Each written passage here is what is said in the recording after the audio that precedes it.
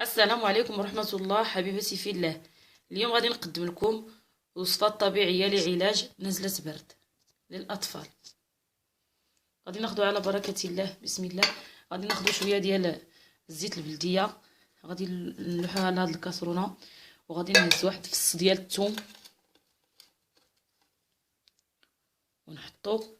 غادي نهز هاد الزيت، غادي نسخنها في البوطة حتى تسخن شوية. غادي نسخن يدي ونهز هاد سميتو هاد الزيت وندهن الصدر الطفل والظهر، وانا تندهن ونقرا سوره سميتو قل هو الله، قل اعوذ برب الفلق، قل اعوذ برب الناس. وانا تندهن وانا تنقرا 3 المرات، ندهنوها في الظهر وفي الصدر حيت نسالي. غادي نهز شويه ديال الزيت في المعلقه، زيت البلديه، ونعطيه يشرب. فاش يشرب غادي نوجد واحد المشروب اخر اللي هو مشروب اليانسون. ناخذ شويه ديال حبه حلاوه، هذه عشبه ديال حبه حلاوه. غادي ناخذ نص معلقه على كاس صغير ديال الماء مغلي، ونغطيها لمده 5 دقائق. فاش تفوت 5 دقائق نصفيوها، وندير لها شويه سنيده ونخلطها ونعطيه يشرب.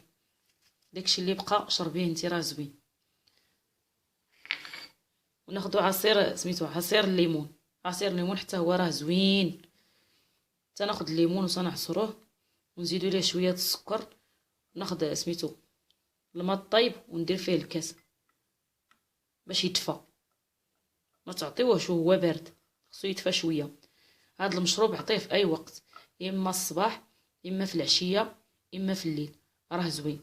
هذه الوصفه مجربه مني شخصيا، جربتها لولدي الصغير عنده 9 شهور، دابا الحمد لله راه ولا لاباس. غادي ان شاء الله فاش تجربيها واحد الخطره راه غادي تشوفيني التحسن.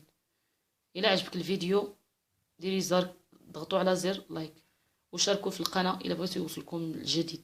الله يشافي على كل واحد، الله يشافي، الله يشافي جميع المسلمين.